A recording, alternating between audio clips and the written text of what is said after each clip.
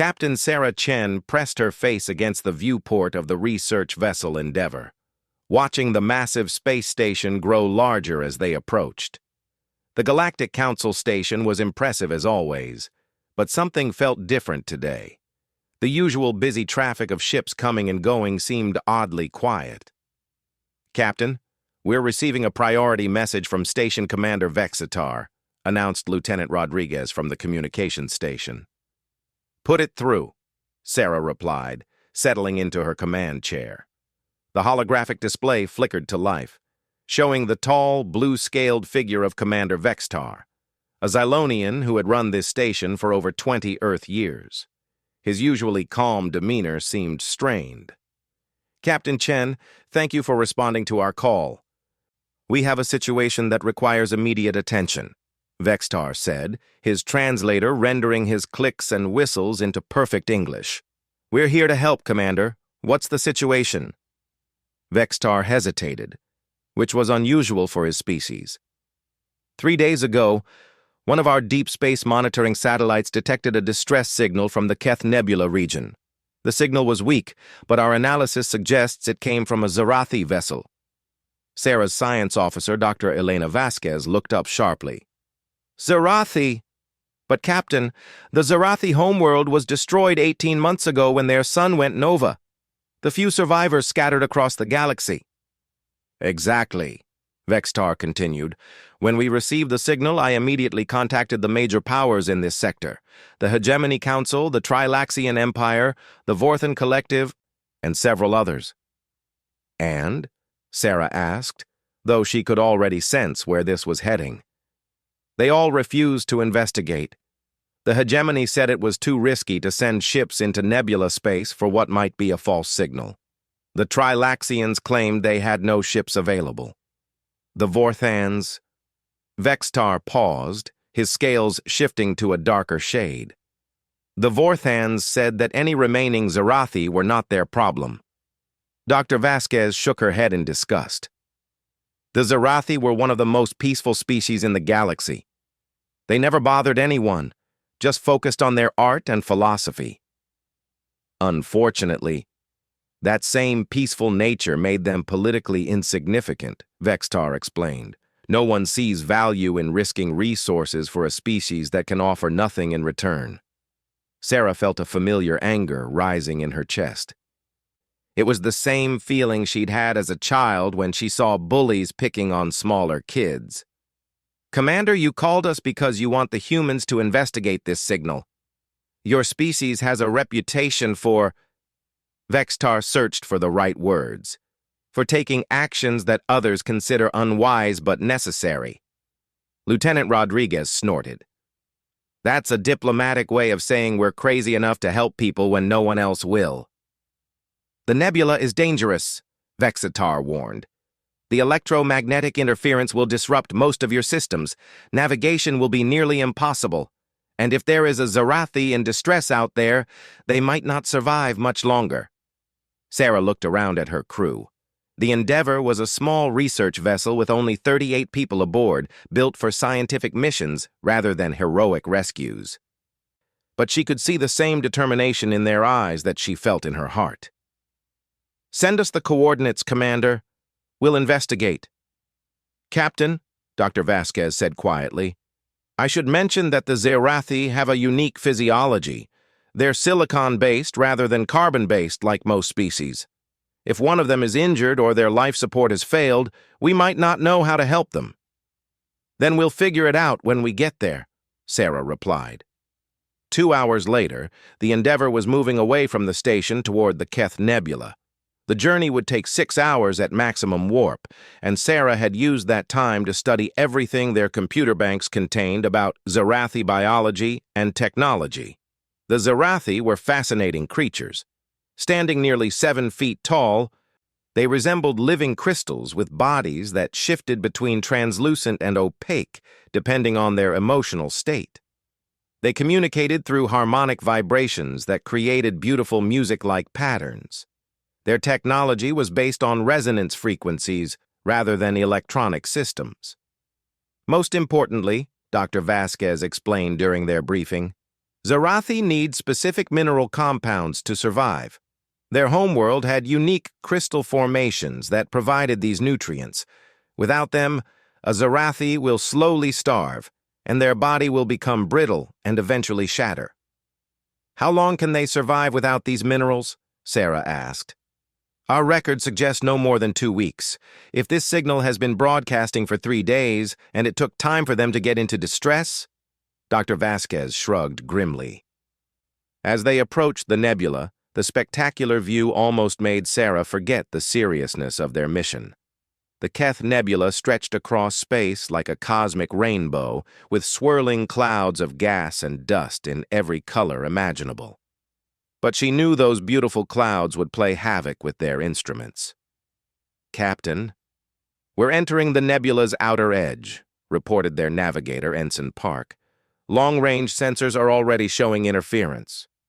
Switch to short-range sensors and reduce speed to 1/4 impulse, Sarah ordered. We'll have to do this the old-fashioned way. For the next 3 hours, they slowly made their way deeper into the nebula, following the fading distress signal. The electromagnetic interference grew stronger, creating strange whistles and pops over their communication system. Captain, I'm picking up something on the visual scanners, announced Rodriguez, bearing 32 Mark 7. On screen. The image that appeared made everyone on the bridge gasp. Floating among the colorful gas clouds was a Zarathi vessel, but it was clearly damaged. The elegant crystalline ship, which should have been glowing with soft internal light, was dark and cold. Parts of its hull showed deep cracks, and one entire section appeared to have been shattered. Life signs? Sarah asked. Dr. Vasquez studied her readings. I'm detecting one very weak biosignature. Silicon-based, consistent with Zarathi physiology. But, Captain, the readings are extremely faint. Any idea what happened to their ship? The damage pattern suggests they hit something, Ensign Park said. Probably a piece of space debris hidden in the nebula. Their navigation systems would have been just as blind as ours. Sarah studied the drifting ship. It was beautiful even in its damaged state, like a work of art carved from living crystal. Somewhere inside was a being that every other species in this sector had written off as not worth saving. Rodriguez, open a channel on all Zarathi frequencies. Channel open, Captain. This is Captain Sarah Chen of the Earth vessel Endeavor. If anyone aboard the Zarathi ship can hear this, we are here to help. Please respond if you are able. They waited, but only static filled the channel. Sarah tried again, then asked Dr. Vasquez to attempt communication using the harmonic patterns they had on file. Still nothing. Captain, Dr. Vasquez said softly, the life signs are fading. If someone is alive over there, they don't have much time. Sarah made her decision. Rodriguez, contact engineering. Tell them to prepare a shuttle for launch. Doctor, gather your medical equipment and everything we have on Zarathi biology. We're going over there. Captain, with respect, regulations state that first contact with an unknown alien situation should involve a full security team and— Rodriguez, Sarah interrupted. The regulations also say we should have left this to the larger powers in this sector. Sometimes regulations take a back seat to doing what's right. 20 minutes later, Sarah found herself in a shuttle with Dr. Vasquez, Chief Engineer Torres, and Security Chief Williams approaching the damaged Zarathi vessel. Up close, the damage looked even worse. The ship's crystalline hull had spiderweb cracks running along its entire length. I'm reading atmosphere inside, but it's thin, Torres reported.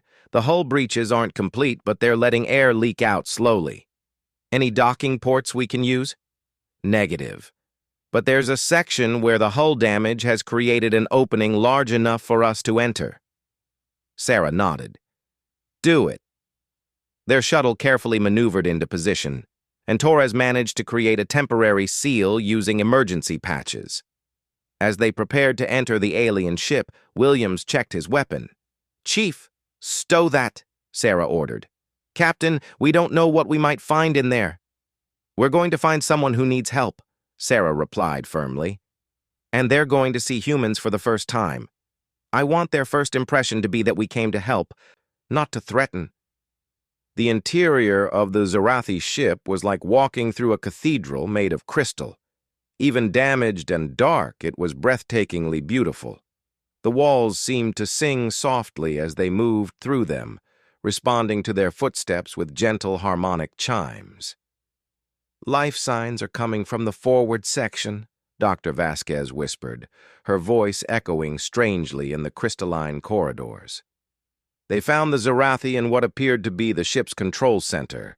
The being was curled in a corner, its normally translucent body now dim and showing dark cracks like a damaged gemstone.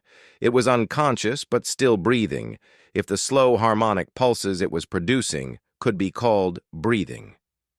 "My God," Dr. Vasquez breathed. "It's beautiful."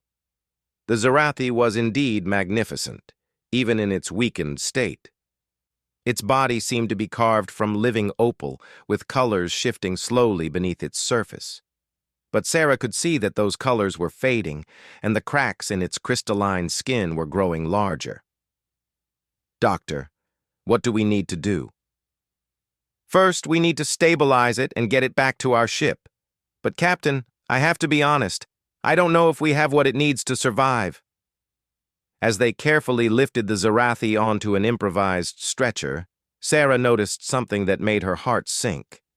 Scattered around the control room were several other forms, but these were still and dark, their crystalline bodies shattered beyond any hope of repair. This Zarathi was the sole survivor of what had once been a crew. "Captain," Torres called from another part of the ship, "you need to see this." They followed him to what appeared to be a storage area. Inside were dozens of containers, each filled with various crystalline compounds and minerals. "These must be their food supplies," Dr. Vasquez said. "But look at this." She held up one of the containers. Inside, instead of the expected crystals, was a fine gray dust. "The impact must have shattered their mineral supplies," Torres explained. "Without proper nutrition, this one has been slowly starving." Sarah looked back toward where they had left the unconscious Zarathi. "How long does it have?" "Based on the physical deterioration I observed, maybe 12 hours, possibly less." As they transported the Zarathi back to the Endeavor, Sarah's mind was racing. They had successfully found and rescued the survivor. But now they faced an even bigger challenge. Somewhere in the galaxy, they needed to find the specific minerals that this being needed to survive. Back on the Endeavor, they set up a makeshift medical bay in the geology lab, the only space that had the equipment Dr. Vasquez thought might be useful. The Zarathi remained unconscious as they ran every scan they could think of. "The good news is that its basic life functions are stable," Dr. Vasquez reported.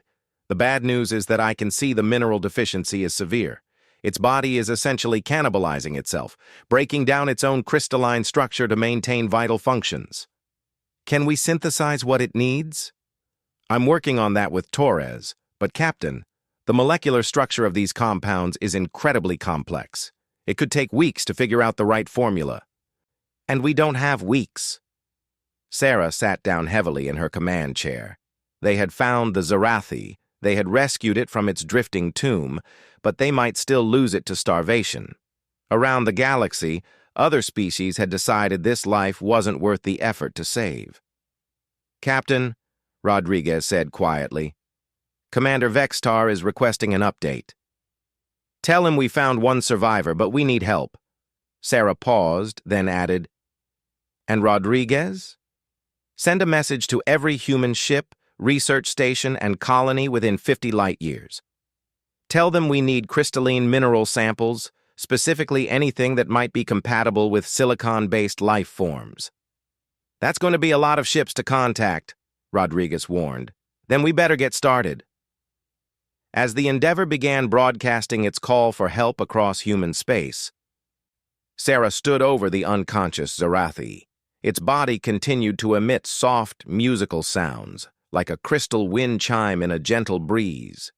She found herself wondering what thoughts passed through its mind, what dreams it might be having. "We won't give up on you," she said softly. "I promise." What Sarah didn't know was that their rescue mission was being monitored by several of the same powers that had refused to help. And as word spread through the galactic community that humans had risked everything to save a single Zarathi, reactions were mixed. Some species found human behavior puzzling and inefficient. Why risk valuable resources for a being that could offer nothing in return? But others began to whisper that perhaps there was something different about these humans, something that set them apart from every other species in the galaxy. The Zarathi stirred slightly, its body flickering with a brief pulse of brighter color before settling back into its dim state. Time was running out, but across human space, ships were already changing course to answer Earth's call for help. The greatest rescue operation in human history was about to begin, all for the sake of one alien creature that the rest of the galaxy had abandoned to its fate. Within 6 hours of the Endeavor's distress call, something unprecedented began happening across human space. Mining ships altered course from profitable asteroid fields. Research vessels abandoned their missions. Even merchant freighters carrying valuable cargo changed their routes, all heading toward the coordinates Sarah had transmitted. Dr. Vasquez monitored the Zarathi around the clock, watching as its crystalline body continued to dim. The cracks in its surface were spreading, and the musical sounds it made were growing weaker. She had never felt so helpless as a doctor. "Any change?" Sarah asked as she entered the makeshift medical bay for the 5th time that day. "Its vital signs are deteriorating steadily. The mineral deficiency is accelerating." Elena looked up from her readings. "Captain, I've been thinking about what you said to Commander Vextar about humans doing things others consider unwise. Maybe we need to try something unwise now. What do you have in mind?" "I've been analyzing the residual traces in those shattered mineral containers from their ship. I think I might be able to create a temporary substitute that could slow down the deterioration, buying us more time." "That sounds wise to me, not unwise." Elena shook her head. "The unwise part is that I would have to inject it directly into its crystalline matrix. One mistake and I could shatter its entire body structure. No other species would take that risk because if it goes wrong, I'll kill our patient instantly." Sarah looked down at the Zarathi. Its breathing sounds had become barely audible whispers. "How long does it have if we don't try?" "Maybe 4 hours. And if we try your procedure? If it works, maybe 12 more hours. If it doesn't..." Elena didn't need to finish. "Do it." As Elena prepared her improvised treatment, the first of the responding ships arrived. The cargo vessel Burlington had been hauling rare minerals to the Centauri colonies when they received Sarah's message. Captain Marcus Webb transported aboard with samples from his entire cargo hold. "Captain Chen, I brought everything crystalline we had," Webb said, his arms full of sample containers. "Silicon carbide, quartz variants, synthetic diamonds, crystalline metals. Hell, I even brought my wife's jewelry collection." More ships arrived hourly. The science vessel Hawking brought laboratory-grown crystals from their experiments. The mining ship Prospector carried raw mineral samples from 17 different asteroids. Even the luxury liner Starlight contributed, with passengers donating every piece of crystal or gemstone they owned. Dr. Vasquez tested each sample against the Zarathi's biology, looking for anything that might be compatible. Meanwhile, she performed her risky procedure, carefully injecting her improvised mineral solution into the creature's crystalline structure. For terrifying minutes, nothing happened. Then, slowly, the spreading cracks in the Zarathi's body stopped growing. Its color didn't improve, but at least it wasn't getting worse. "It worked," Elena breathed. "It's not a cure, but it's buying us time." "How much time?" "Maybe a day if we're lucky." Word of the human rescue effort spread quickly through the galaxy's communication networks. On the bridge of the Trilaxian flagship Sovereign Power, Admiral Ketvar watched the growing fleet of human ships with confusion. "How many vessels have responded to their call?" he asked his aide. "Current count is 47 ships, Admiral, with more arriving every hour." Ketvar studied the tactical display showing all the human vessels converging on the nebula coordinates. 47 ships for one dying alien. What possible strategic value could this serve? "Unknown, sir. Human behavior patterns remain unpredictable." Meanwhile, on the Vorthon Collective's monitoring station, Overseer Maleth was having a similar conversation with her staff. "Have the humans demanded payment from this Zarathi for their rescue efforts?" "No, Overseer. They appear to be providing all assistance freely." "Have they requested territorial concessions or mining rights in exchange for their aid?" "No, Overseer." Maleth's tentacles writhed in confusion. "Then what do they hope to gain?" Her aide hesitated. "Perhaps nothing, Overseer." "Impossible. No species expends resources without expectation of return. Monitor their activities closely. There must be a hidden motive." Back aboard the Endeavour, Sarah was coordinating the largest search and rescue operation in human history. Ships were arriving from every corner of human space, bringing mineral samples and expertise. The quantum physicist from the research station Kepler had a theory about crystalline resonance frequencies. The geologist from the mining colony on Titan thought the Zarathi might need specific rare earth elements, but it was a 10-year-old girl who provided the breakthrough. The passenger liner New Horizon had responded to the call, and among their donated samples was a collection from young Amy Patterson's rock collection. She had insisted on coming aboard the Endeavour to present her samples personally. "This one is from a meteor that fell near my house," Amy said, holding up a crystalline fragment that seemed to pulse with internal light. "My dad said it's not from Earth originally." Dr. Vasquez took the sample and ran it through her analyzer. Within moments, her equipment began showing readings she had never seen before. "Captain," Elena called excitedly, "this sample is showing compatible quantum resonance with Zarathi biology. Where did this come from?" Amy's father, Dr. Patterson, stepped forward. "It fell in our backyard 3 years ago. The mineral composition is unlike anything we've found in our solar system. We always assumed it was from another star system." Elena ran more tests, her excitement growing with each result. "Captain, this isn't just compatible. It's nearly identical to the residual traces I found in their ship's mineral storage. This could actually work." "How much do you need?" "For a full treatment?" "About 3 times what we have here." Dr. Patterson looked stricken. "That was the only piece we kept.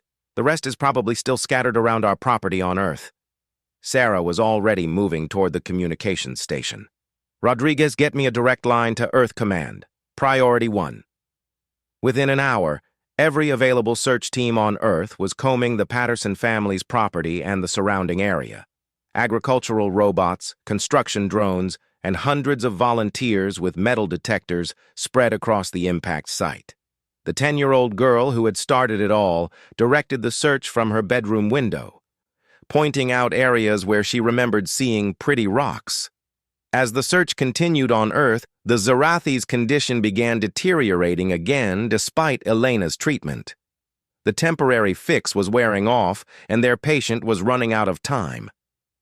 "Captain," Elena reported grimly, "the improvised minerals are breaking down faster than expected. We have maybe 6 hours." It was then that something remarkable began happening among the assembled human fleet. Without being asked, crews started working together in ways that defied normal space protocols.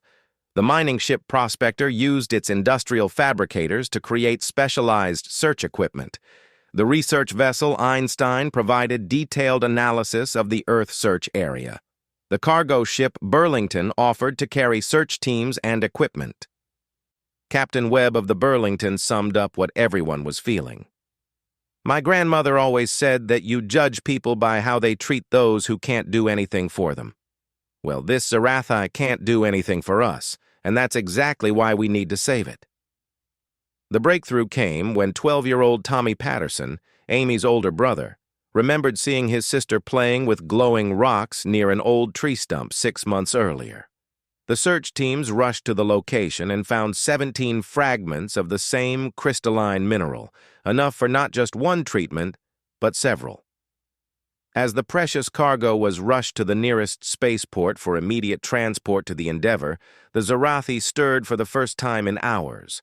Its body flickered with a brief pulse of color, and for a moment, its harmonic breathing became stronger. Dr. Vasquez monitored the readings with growing excitement. "It's responding to something. The quantum resonance readings are spiking." "Responding to what?" I think it can sense that help is coming. Some form of quantum entanglement with the compatible minerals, maybe?"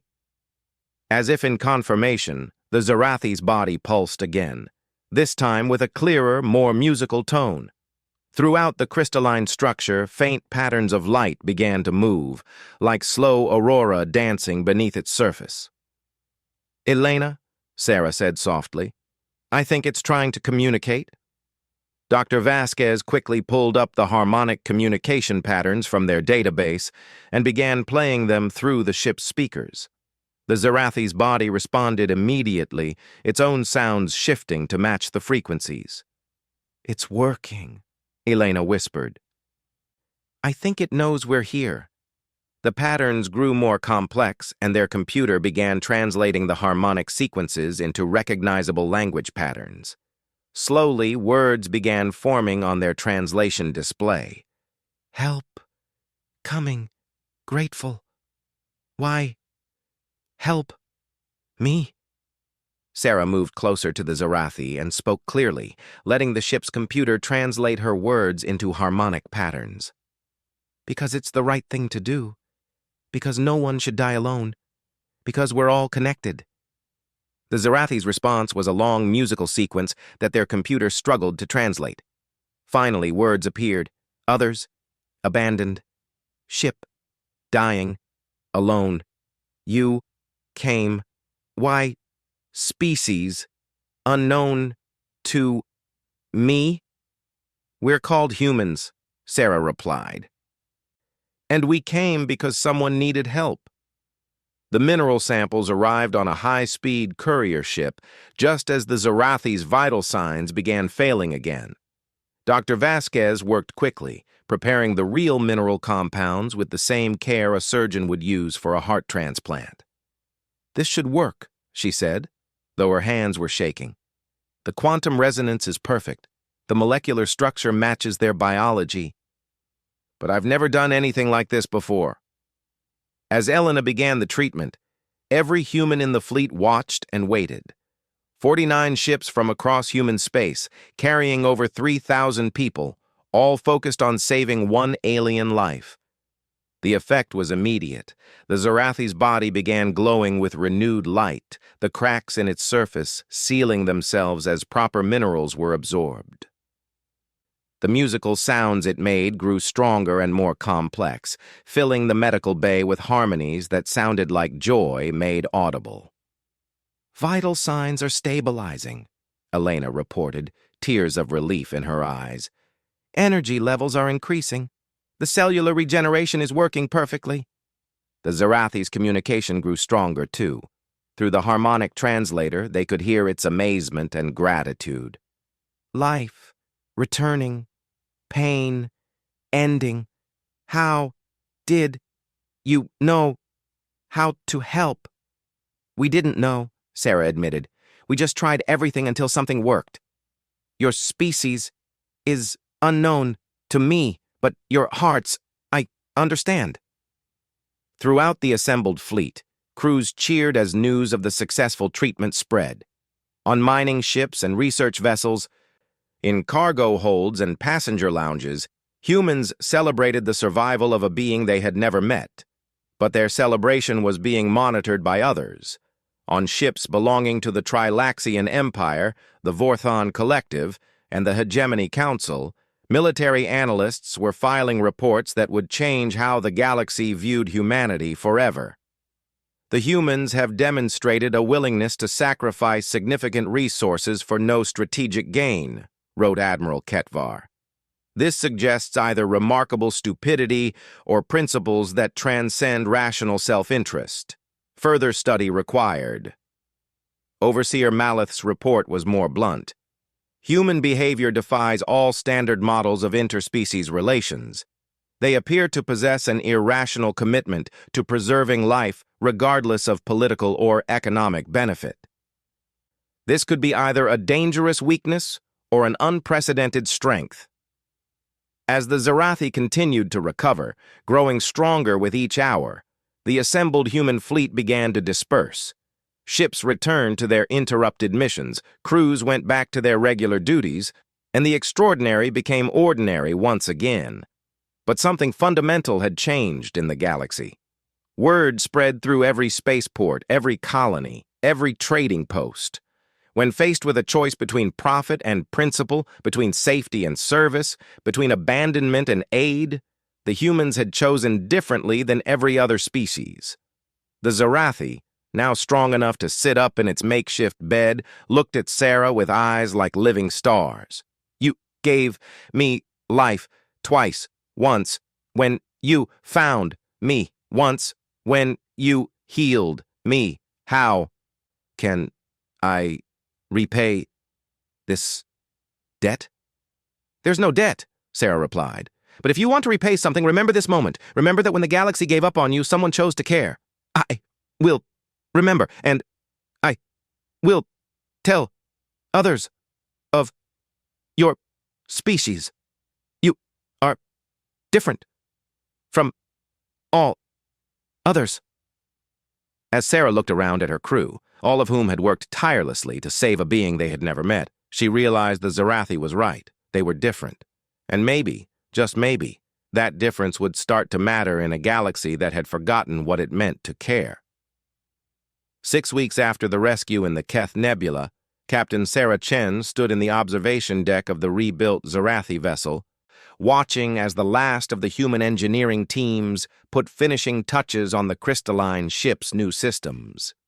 The vessel that had once been a drifting tomb now sang with harmonic energy, more beautiful than ever. The Zarathi, who had told them their name was Keithalar, had made a remarkable recovery. Their crystalline body now glowed with vibrant inner light, shifting through spectrums of color that reflected their emotions. Today, those colors showed deep gratitude mixed with determination. "The harmonic resonators are perfectly tuned," Chief Engineer Torres reported. "Your ship should be able to travel safely through any nebula now. Your people have given me more than life," Keithalar replied through the harmonic translator. "You have given me hope for the future."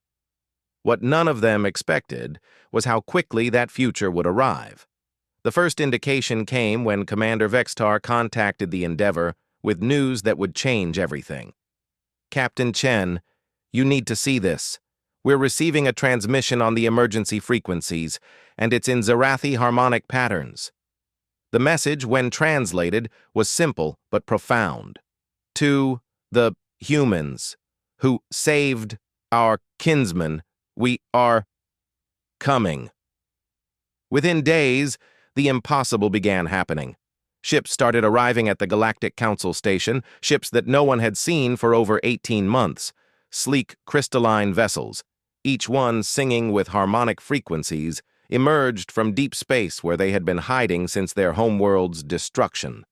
The Zarathi had survived, not just a few scattered refugees, but entire communities that had fled into the dark spaces between stars, waiting for a sign that the galaxy might welcome them again. That sign had been the human rescue of Keithalar. "There are over 200 ships," Commander Vextar reported to the hastily assembled Galactic Council, "representing approximately 50,000 Zarathi survivors. They're requesting permission to establish a new colony." The council chamber erupted in debate. Representatives from a dozen major powers argued over territories, resources, and responsibilities. The same species that had refused to rescue one dying Zarathi now quarreled over who would benefit from hosting 50,000 of them. But the Zarathi had already made their choice. "We wish to establish our new home in human space," announced Elder Syntherix. Speaking for all the survivors, the humans alone showed us that life has value beyond political gain. The announcement shocked the galactic community. The Zarathi were renowned for their artistic abilities and their mastery of harmonic technologies. Having them choose human space over the established powers was unprecedented. Admiral Ketvar of the Trilaxian Empire immediately objected. "The humans lack the infrastructure to support a colony of that size. Surely the Empire could provide better resources." "Resources? We can rebuild," Elder Syntherix replied calmly. "Compassion cannot be manufactured." Sarah Chen found herself summoned to Earth for emergency meetings with the colonial administration. The idea of hosting 50,000 alien refugees was daunting, but the answer was never in doubt. "We'll find room," declared Colonial Administrator Williams. "If they want to build their new home with us, then we'll make it work." The site chosen was surprising.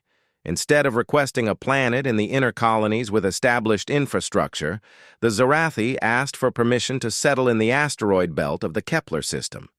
They wanted to build their new home from scratch, creating something that honored both their lost world and their new beginning. As construction began on the first Zarathi city in human space, something remarkable started happening throughout the galaxy. Other species began paying attention to humanity in ways they never had before.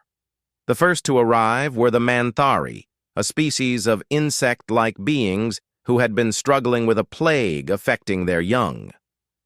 Previous requests for medical aid had been ignored by the major powers, deemed too expensive for too little return. But after seeing how humans had responded to one desperate Zarathi, they decided to try a different approach.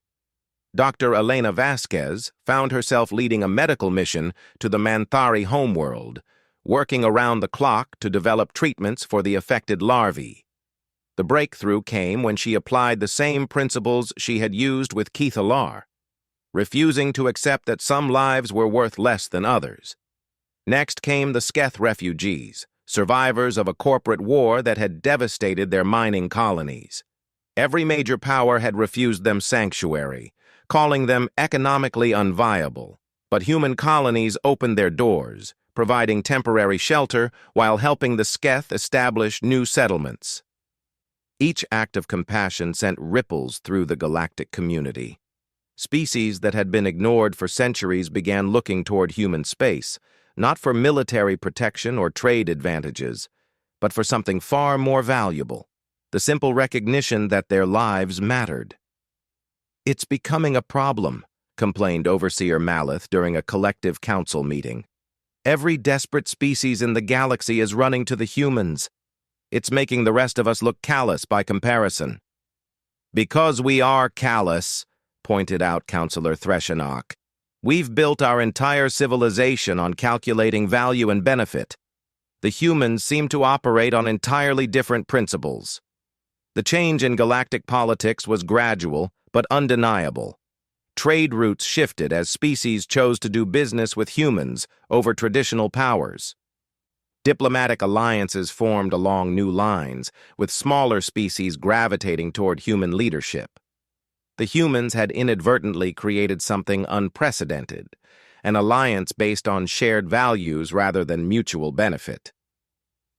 6 months after the rescue, Sarah Chen attended the dedication ceremony for New Zarath, the first city built in the asteroid colony. The celebration was unlike anything she had ever seen, with harmonic music that made the crystalline buildings themselves sing in harmony.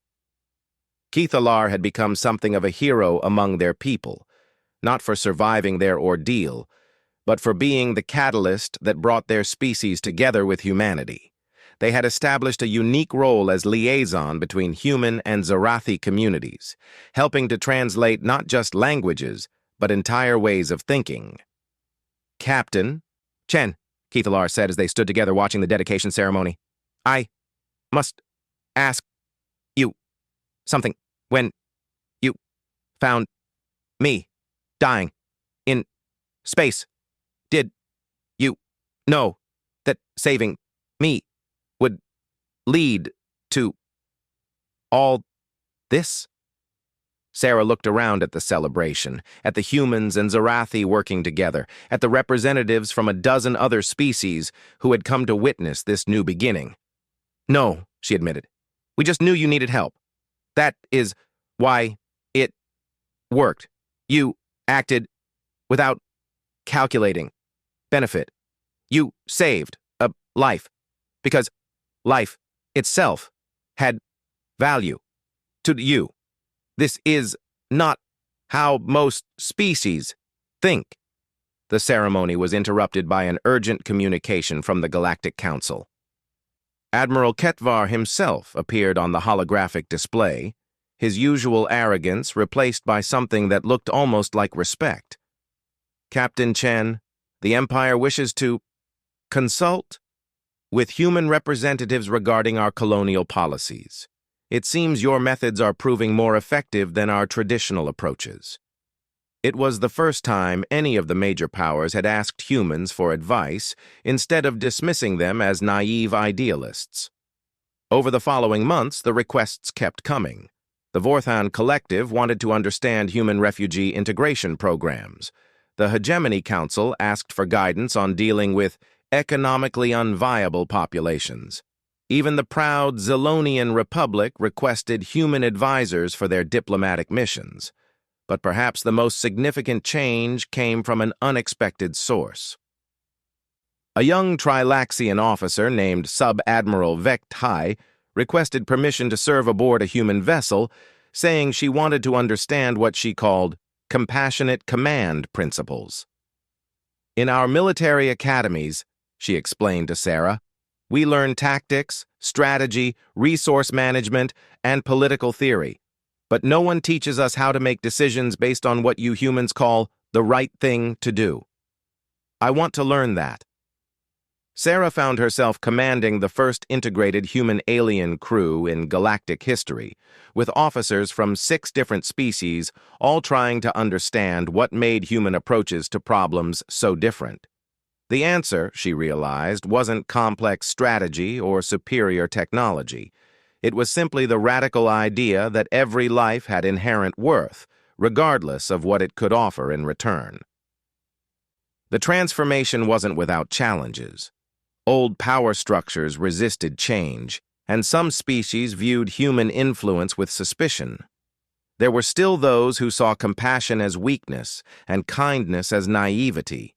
But for every skeptic, there were stories like the one Dr. Vasquez liked to tell about the Manthari mother who named her saved child Elena in honor of the human doctor who refused to give up, or the Sketh colony that sent its first class of graduates from human universities back to rebuild their devastated home world, or the former Vorthan slave caste that gained freedom when human negotiators insisted that no sentient being could be property.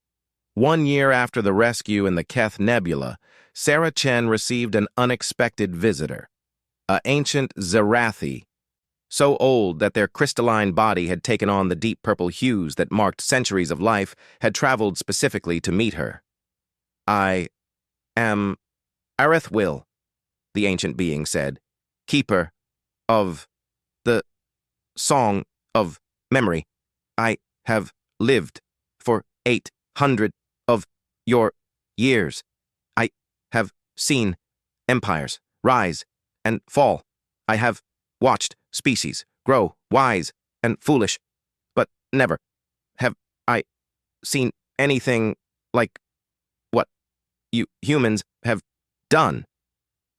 "We just helped someone who needed help," Sarah said, still not fully understanding the magnitude of what had begun with that simple decision.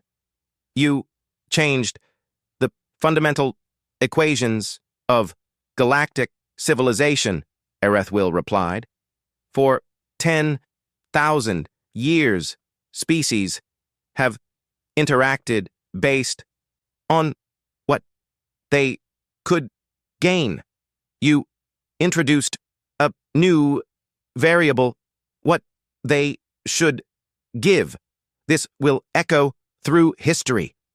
As Sarah looked out at the bustling space station where humans, Zarathi, Manthari, Sketh, and others worked side by side, she thought about the choices that had led to this moment.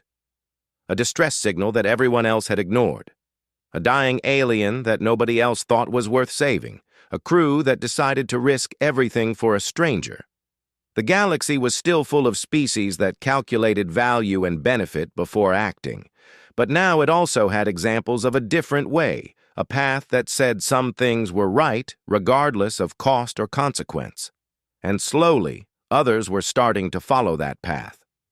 Keith Alar joined them at the viewport, their body glowing with the warm golden light that had become their signature color.